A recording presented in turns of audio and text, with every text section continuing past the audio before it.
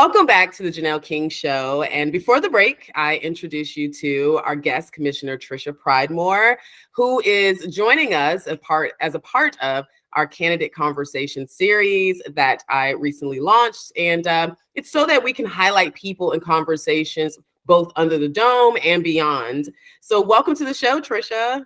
It's great to see you again, Janelle. I always love being with you.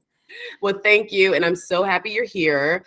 I like to kind of dive in first with some background information. I think a lot of times we kind of jump into these conversations and then we don't know much about the person. So can you share a little bit about your upbringing, who you are, and just what some key milestone moments that led or shaped your journey into this industry?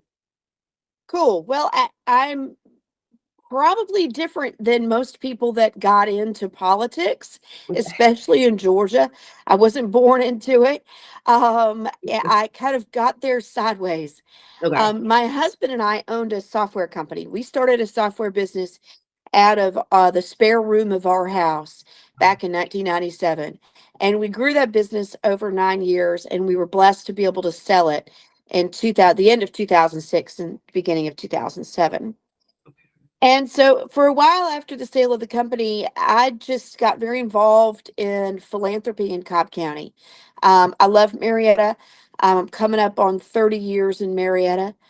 And it's just a fantastic community. And so I was volunteering for Must Ministries, which is a multi-county homeless shelter network Mhm. that supports Cobb. Mhm. And doing that, I met Congressman Nathan Deal, who was in the process of launching his candidacy for governor. And he asked me if I would support him. And I said, well, what does that look like? I don't really know. And so from that meeting on, I ran both of his inaugurals. I Mhm. served on his transition team, Governor Kemp's transition team. I've ran the state's workforce development operations. I was part of the team with the Georgia World Congress Center that worked on Mercedes-Benz Stadium and courting the College Football Hall of Fame from South Bend, Indiana to here in Atlanta. I worked with the Cobb Galleria Center on the bond package for Tourist Park. So Ooh. I've done a lot of different things Yeah. since I got involved. But it helped me really grow my love for Georgia and my affinity for Georgians and looking for ways to be able to solve some of the challenges that we have. We're an incredibly blessed, gifted state. Mhm. When you think about our state, we're one of the only states that has we have a coastline, we have a mountain range, we have flat land. Agriculture is still our number one industry that powers and fuels our state. We have one of the largest cities in the entire world. But yet at the same time, it's really sort of that diversity of mix Yeah. that makes my job now as a regulator such a challenge because we look for different ways to be able to serve all of these different populations in a state that is the largest east of the Mississippi River. You know what? It's really interesting because there was like two full circle moments when you were talking that really hit for me. One was starting your business in a spare bedroom because Kelvin did the same thing. It's my husband, and I just think there's something about being able to start from scratch. You learn every aspect of the business, and then secondly, my first job.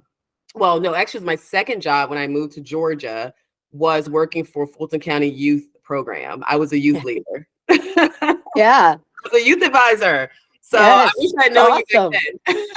back then. But no, so that's wonderful. And so thank you for sharing that. All right, so let's dive into some politics just a little bit before we jump Sure. into exactly what you do and how what you do affects us. I kind of want to get your insight on some of the issues that we're facing right now. Just want to kind of talk about some of the current affairs, particularly when it comes to energy and things of those natures. Is there anything in particular you're watching from the federal government that you feel may impact what you do as a public service commissioner? The EPA, the EPA, the EPA. I Mhm. cannot get more emphatic about the role of the EPA during the Biden administration and what they've done. Wow. Um, increased regulations without research, increased regulations, which drives up cost for customers. We now, the single greatest line item on your bill, other than usage and electricity, is an environmental tariff that is to cover all of the costs from the EPA. Recently, over the last couple of weeks, I was asked to go to Capitol Hill to speak to a subcommittee of the House Committee on Energy and Commerce to talk about these issues, particularly reliability and affordability. Our nation is at a real genuine crossroads right now. We have the expanded demand and capacity needs from AI and data centers and everything that's happening from a technology place, coupled with the agenda to continue to get more and more green power, which I'm not opposed to renewables. They have a role and a place, but they are not 100% of the solution. Their lack of dispatchability precludes them to right now. So you have this drive for demand and increased capacity that is on a collision course with the lack of dispatchable power, the lack of the ability to serve this increased load. And then you have a federal government that continues to put regulation after regulation after regulation, bypassing Congress. So bypassing those people that are elected by us, we the people, to go up there and represent the interests of us and our states. And they're doing it through executive order and agency rulemaking. And so I just implored the House Energy and Commerce Committee, both sides of the aisle, you know this is not sustainable. You know that you're all smart people, otherwise you wouldn't be here. You all know that this is not a long-term solution, and this collision is going to not just jeopardize reliability, but it's going to jeopardize safety of the system, and most importantly, next to safety, it is becoming so unaffordable for people to pay their bills.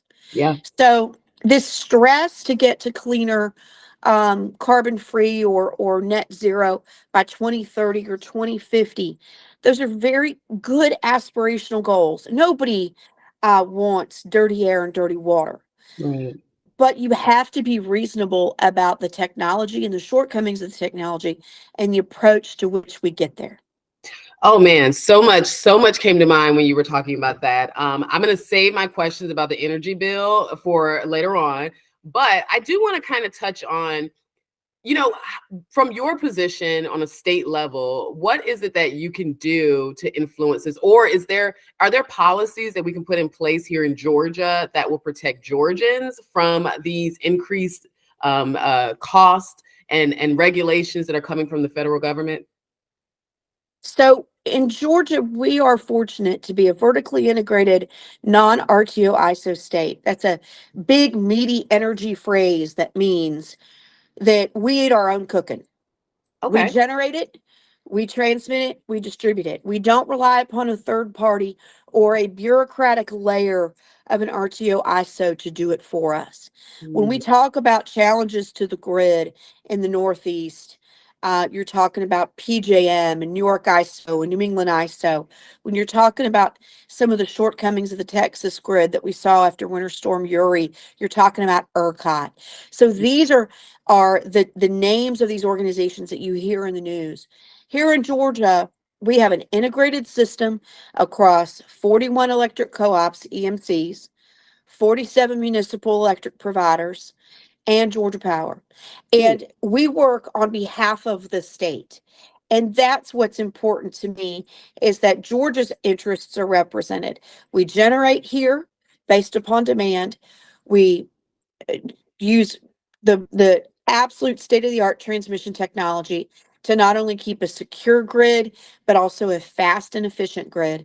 And then the distribution process that's used to be able to help us take renewable power from middle or South Georgia and be able to move that to load centers such as Atlanta, Savannah, and Augusta. So sorry. Yeah, no, it's an interesting approach for us that I often tell the story. When I first became a commissioner, and I'm going on my 7th year, I went to one of our national meetings, and I had commissioners come up to me and say to me, You have no idea how special it is what you have, but Mm, you'll figure it out. And your responsibility here is to protect it from federal encroachment, from states that don't put a premium on reliability, where you have to protect what you have and grow it as cautiously and appropriately as you can. And I'll never forget those messages from those longtime seasoned regulators, because I can tell you now, 6 years later, they were right. mm. It's a role that most people don't know exists in some cases, but more importantly, understand exactly what you do. So I like that you refer to yourself as a regulator. I know that's something I know that's what you are, but I like that you use that because it kind of gives us an understanding of the role along with the responsibilities all at the same time. So that being said, I want to dive into the role a little bit more. How like what's a best way for me if I'm a constituent and I'm out, and which I am, and I'm explaining your role to someone, what's the best way to explain what you do? Thank you so much for joining the show. Please remember to like, share, comment, and subscribe. And don't forget to hit that notification bell so you'll be notified every time I upload new content. Now back to the discussion. So, on the energy side, we regulate the generation of energy and the transmission and distribution of energy. And so we regulate the cost of that and what actually gets created. And we do that through a 20-year planning process called integrated resource planning. Every 3 years before the commission, Georgia Power comes with a plan. And we spend the year taking the plan apart, understanding what's working, realizing technology that's being deployed in other states and even other countries, and matching that to the plan that Georgia Powers presented the commission. And then we take and figure out how much ratepayers should bear the costs for that plan. We have seen prices skyrocket since December of 2020.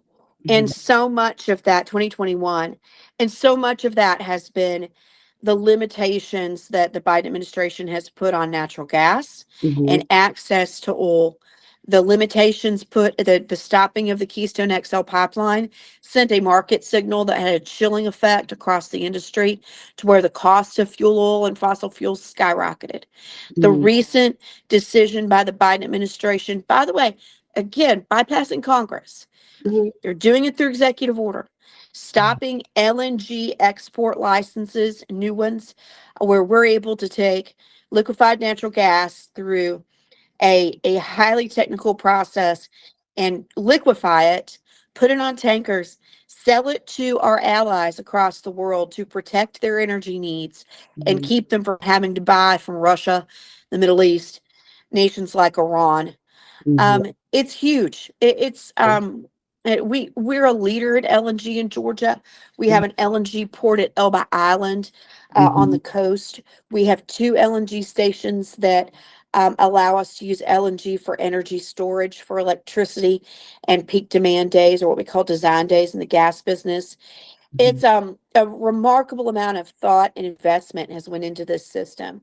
And so it's that IRP process that makes all that possible. We do the same thing on the gas side. So if you've got Atlanta Gas Light or one of the 18 gas marketers like Gas South or Georgia Natural Gas, we do a strategic planning process with them as well. And then I also, because I'm elected, I manage constituent issues, folks that have challenges with their bills, or they've got an issue with an outage, or you name it. I do a lot of constituent work. That's But interesting. it's So they it's contact you if they have an outage versus oh yeah. power? That's interesting. Anytime there's a storm, my phone rings off the hook. When is the best time? Okay, because I personally feel like I don't want to encourage people to email you if they have a power outage, because they probably should be emailing their energy company, I'm assuming. But when should they reach out to you? Like, what issues do you feel are primarily issues that can be handled in your office? First and foremost, if they're having a problem paying their bill. Wow. One of the hardest things that low to moderate income Georgians have is if they get behind on their utility bills, it's really hard to get caught back up. We saw this after the pandemic when we had the utilities put a moratorium on cutting people off for non-pays. Right. And so you end up with people that get in arrears, and it's just so hard to get caught back up. We Mhm. have so many programs through the Salvation Army, an organization called HEAT, that helps people with those stopgaps. We also can point them in the direction of the LIHEAP recipients across the state. So first and foremost, if you ever have a challenge paying your bill, call Mhm. me, email me, and let's not let that happen month after month after month so that it gets harder and harder to get yourself out of that hole. Mhm. The second thing is if you've got a utility matter, such as a down wire or lashing that has come loose between poles. I do a lot of pole work for folks. If they've got a down pole or an aged pole, and get that on the utilities radars and get that fixed. I do a lot with rural broadband, so across Mhm. the state. That was a big push for me when I first got elected in 2018 because I just couldn't imagine not having access to high-speed internet. I mean, if my husband Mike and I wouldn't have had access to high-speed internet, we never could have started a software company from our home. I mean, we Right. would have had no way to do that. And so if you're in a situation where you're still on dial-up and you can't even process a credit card at your store, or like how that's so Wow. stifling for those Yeah. economies. And so working with the EMCs, with the Mhm. rural telephone providers to assist them with broadband implementation and attainment, it's been a real fulfilling part of my job because I feel like this is really lifting people Yeah. up to be in touch with technology that they didn't have before. So you mentioned the moratorium. There were a lot of people who felt like the moratorium meant that their bill was going to stop, so they wouldn't be accruing any type of bills or over this course of this period. Is that what happened, or did it just freeze where you didn't have to pay for it, but you continued to your bill just kind of kept going and kept running up? It did. It kept the Mhm. utilities from disconnecting somebody if they couldn't pay their bills. It did not erase the bill, but it said, look, if you're out of work because of the pandemic, if you're having significant issues, then we're not going to have anybody shut off. But the bill still existed. And so through the Salvation Army, HEAT and LIHEAP, we've been able to help a lot of those folks get those back bills paid down. Oh, that's good to know. Okay. Now, what are, or let me ask you this. How do you balance this interest of consumers? You have businesses, I'm sure, like Georgia Power. So when you're having that meeting and Georgia Power is like, we want this rate, but then you look at it and you're like, well, that's probably going to hurt the people. How do you balance that? Like, how do you make decisions? Like, what is your guiding light? So my first guiding light is to guard what has been entrusted to my care. And if Mhm. I guard what has been entrusted to my care, it's the health and stability of a system that has worked since the time of electrification and Edison invented the light bulb. Mhm. It's what has made our state the number one state to do business. It's what has made the businesses in our state so prevalent and profitable. Mhm. So first is to guard what has been entrusted to my care. And if I guard what has been entrusted to my care, I'm also guarding the ratepayers from overreach by a utility. I'm here right now in Chicago at the Electric Power Research Institute advisory board meeting. We get together 3 times a year and talk about R&D in the energy, particularly the electric space. And it's a great time of best practice sharing. It's a great time to read the latest research to see what's working, what's not working. There's a lot of conversation in our industry right now about carbon capture, sequestration, advanced nuclear. And Absolutely. so I look at that where EPRI is a great arm to allow these utilities to do R&D in a group method versus like big tech does it, where R&D is very siloed. Google does their own R&D, Meta does their own R&D, et cetera.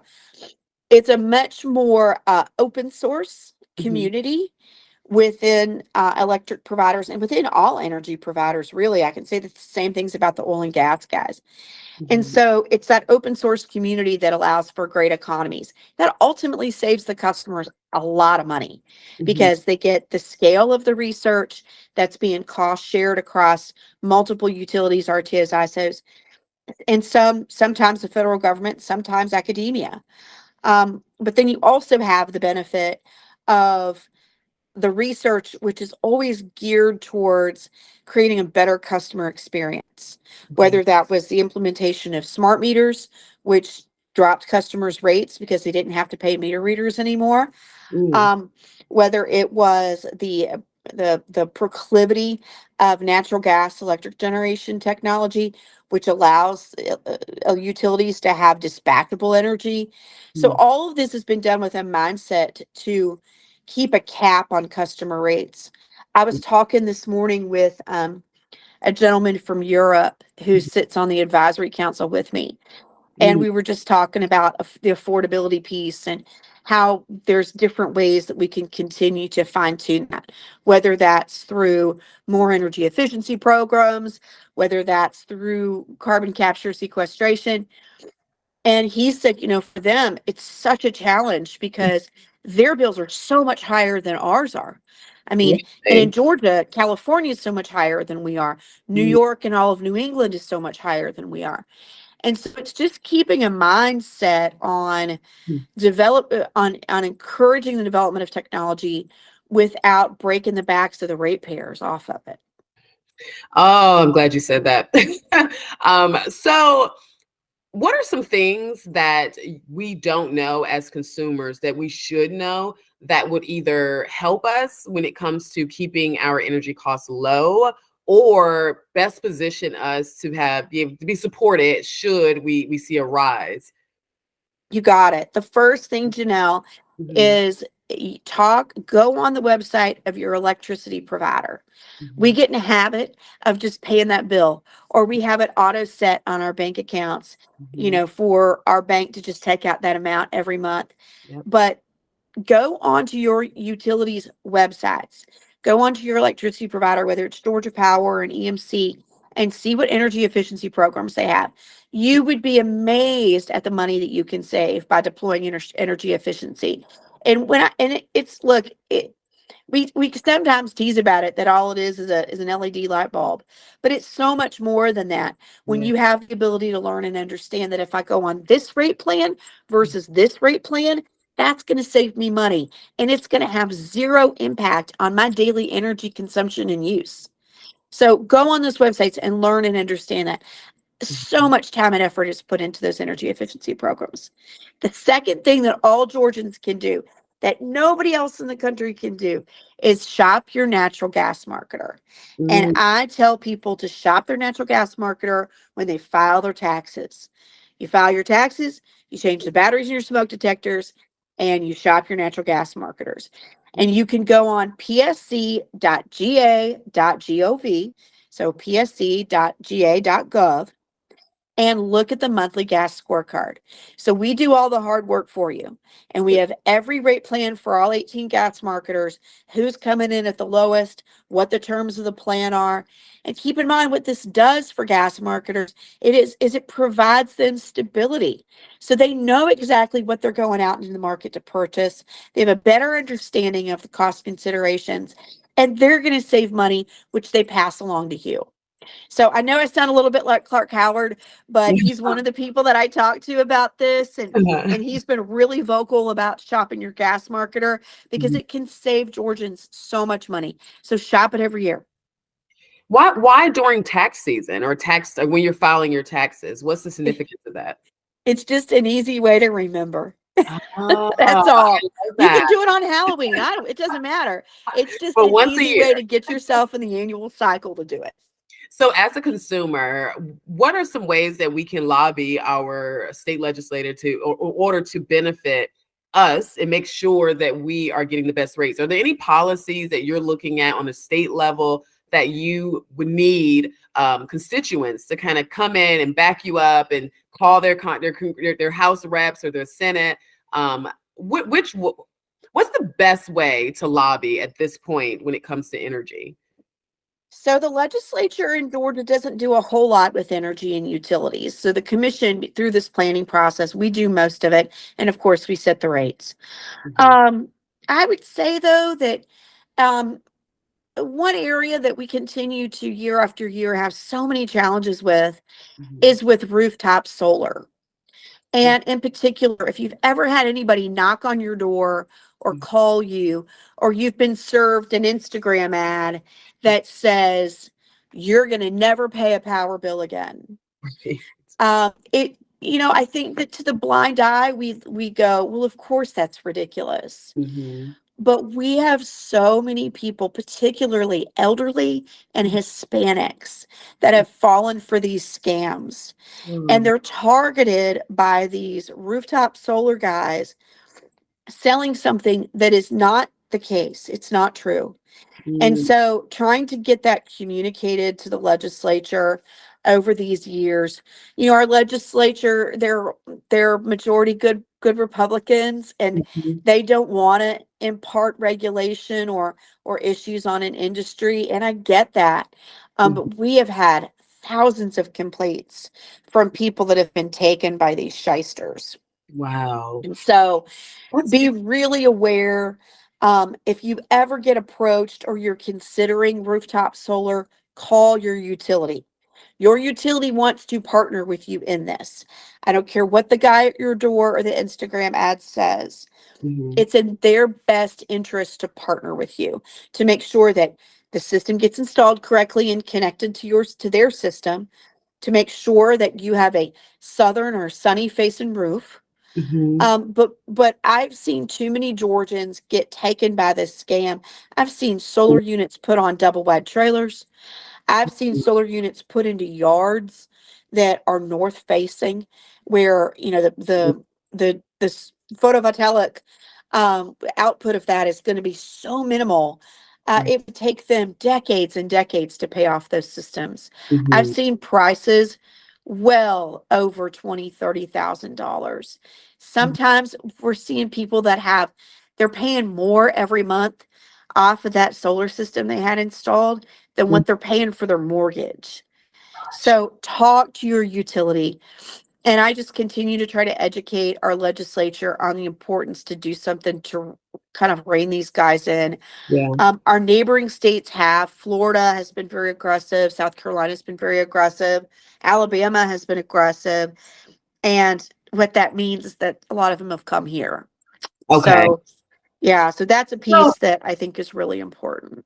So that just kind of gave me another thought. So are there any other scams that you see that's taking place, particularly when it comes to our elderly, that we need to be aware of or and just pay attention to? Or how do we guard ourselves from being scammed in those ways?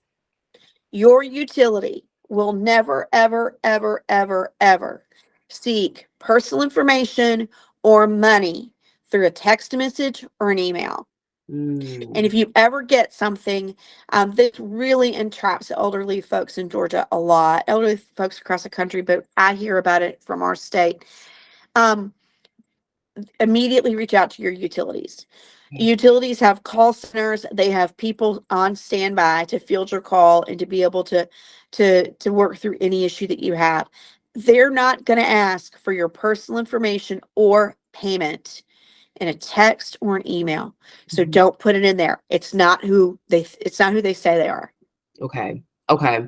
Well, that's good to know. And as it relates to our bill, when we're looking at the bill, what are some numbers that we need to pay attention to? Like, for instance, because now I think everyone's going to start looking at their bill a little more closely, because instead of having it being automatically paid and things like that. So what are some numbers that we need to pay attention to, just to make sure that we're not running into some human errors or paying a bill that's inaccurate, or more than what it should be? For your natural gas providers, there's going to be two parts to that bill. Mhm. There's going to be the actual gas that's consumed, and there's going to be a pipeline charge. Atlanta Gaslight administers and manages the pipelines for our state everywhere except for municipal gas providers or the two territories that Liberty Gas has, which is City of Gainesville, City of Columbus. Okay. So be mindful that there's those two parts on the bill. Your gas marketer will give you options to flatten out that bill so that you don't see higher bills in the winter and lower bills in the summer, but you pay more of a flat rate. It really candidly comes out in the wash, Mm-hmm. but it may help you from a budgeting perspective. Look for on your electric power bills, Mm-hmm. look for anything that gives you details on new rate plans that have been established. And that's a great opportunity to go onto your electric provider's website and be sure that you look into those new rate plans. There's, whether it be through energy efficiency or new capacity generation that's being built, there's always ways that we're looking to try to simplify the bills and reduce the cost of the bills. Oh, I love that. So for the flat rate, right? We always get the phone call that's like, "Hey, lock in this number, this rate here. You don't have to worry about anything." Are you a fan of the flat rate option, or do you think that we should kind of keep it normal and let it fluctuate? I'm a fan of flat billing. I've seen it where it's really provided some some really kind of marginal cost savings, but it Mhm. really allows households to budget. And that's really important. We've seen, through some of these really extreme winter weather events Mhm. where bills have been really, really high. Well, flat billing, that doesn't apply. And it provides the gas company and the gas marketer with the knowledge of here's what I have to go out into the market to purchase. So Mhm. it provides a lot of stability. I love it. Okay, moving on as we're coming to a close because I don't like to have super long conversations because I know that people are on their run, but I can keep talking about this for days. I mean, everything you're saying is jogging more and more questions, but we'll have to have you back. So what's next for Commissioner Pridemore? Is this the stop for you, or are you open to growing politically? So I'm getting ready to grow politically because I ran for the president of the National Association of Regulatory Utility Commissioners. That's NARUC for short. Mhm. We are the association of everybody that does my job across the country. Every state has a public service commission, Mhm. and we are nonpartisan, which allows us to be really constructive, whether it be on grid projects or working with the federal government or working against the federal government sometimes. It really provides us with a great way as an industry to make better choices. And so I ran for the presidency and I won. So I become president of NARUC in November, and I'll spend a year doing more of what I do now, which is traveling inside Georgia and across the country, talking about how Georgia runs things and why we're proud of it, and then looking for ways for us to deploy new technology and new ways to make customers' bills lower. Well, congratulations to that because even having this conversation, I don't think anyone here it feels like you are not fit for that role or able to fulfill that role. So, congratulations. Um, I like to say, Janelle, that I'm queen of the nerds. because- Look, there's nothing wrong with that. Beauty and brains, right? That's the way to go. Um, Thanks. and staying in the political space a little bit, there was a lot of conversation around how you're elected, right? I know Yes. that public service commissioners are elected statewide, and there is now conversation about making it more, I guess, district focused or congressional focused. Can you explain that, what's happening and where you are in that? Because I know there was a race that was supposed to take place and it didn't happen. And so are there any updates on how that's going to shake out? So we are still going to be elected statewide, and we're elected statewide to represent the interests of the state. We don't represent a district. And if we represented a district, I would be responsible for going in and fighting for the needs of my district. I would Mm-hmm. be fighting with four other commissioners over who got the new solar farms, who got the new gas plant, who Mm-hmm. got their rural broadband installed faster, their broadband work. It's not counterproductive to the interests of Georgia. We're able to lift up all Georgians and support all Georgians by keeping the needs of Georgia at the front of our decision making process. Mm-hmm. So in 2020, the Georgia NAACP executive director and the executive director of Black Voters Matter sued the state of Georgia over how we're elected Mhm. under Section 2 of the Voting Rights Act.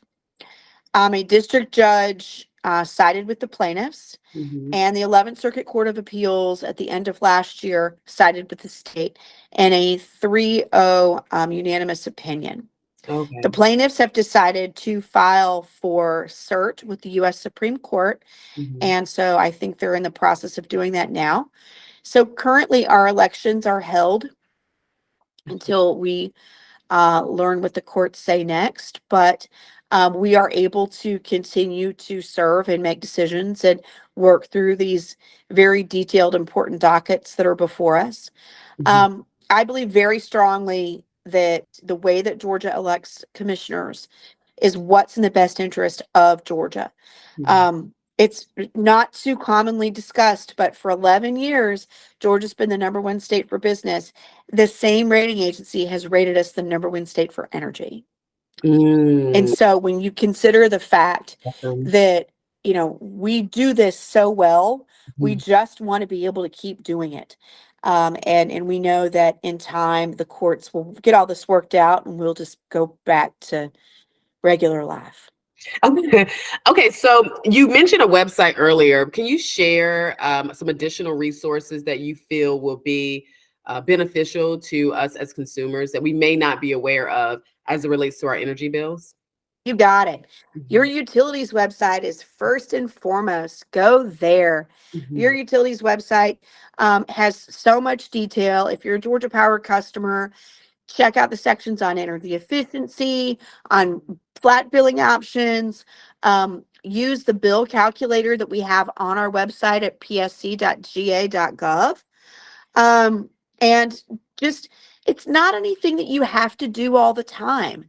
It's, again, if you do it once a year, you're going to find that you set yourself on a really good playing field so that you're able to take advantage of these programs throughout the year. Um, there are third party sites, but candidly, they don't have a lot of data. And Mhm. lots of times the data is old. And so I just always drive people to psc.ga.gov or to their utilities. That's awesome. And how can they follow you? And no, well, you know what? No, let's hold that. Let's hold that because I want to do the Will You Rather segment first. Okay. And then we'll close with how they can follow you and get in contact with you. So, would you rather? That is the segment that I added to this discussion. Really lighthearted and fun. The first question is it's connected to what you do, but then there's some other questions that are not as politically or energy focused. But you cannot give an explanation. Okay. So we're gonna go. We ready? Got it. All right. Would you rather have unlimited free electricity for life or never have to pay a water bill again? Free electricity for life. Okay. Would you rather have the ability to instantly change your hairstyle or always have the perfect makeup without any effort? Always have the perfect makeup. Oh, me too. Okay. Would you rather have the talent to dance like a professional or sing like a famous pop star? Sing like a famous pop star, like Taylor Swift. Right. Who wouldn't want to be that, right? Oh, that's awesome. That's awesome. Well, thank you so much for that. If you could just share how we can follow you and how people can continue to get in contact with you and be updated on some of the information that you have. You got it, Janelle. You can follow me on Twitter at Pridemore. I've been on that, or Twitter X, whatever we're calling it now. I've been on that platform for years. And you can also just find me at the PSC website, psc.ga.gov. Reach out. My phone numbers are there. My email is there. I stand ready to assist. Oh, I love it. I love it. Well, thank you so much for joining the Janelle King Show and for speaking to our audience. You gave so many valuable insights into what we can do in order to be more in control of the bills that are coming in and what we have to deal with on a regular basis. So I thank you so much for that. If there's anything else that you would like to share, please feel free to do so. But if not, we're going to close it here and we hope we can have you back. Thanks, Janelle. I always enjoy being with you. Your sunny disposition brightens up a day. Oh, thank you so much. I try to stay positive because right now it's not as positive in the world. So we got to stay positive. But this has been Amen. a very positive discussion because ways to save money is always something good. So thank you.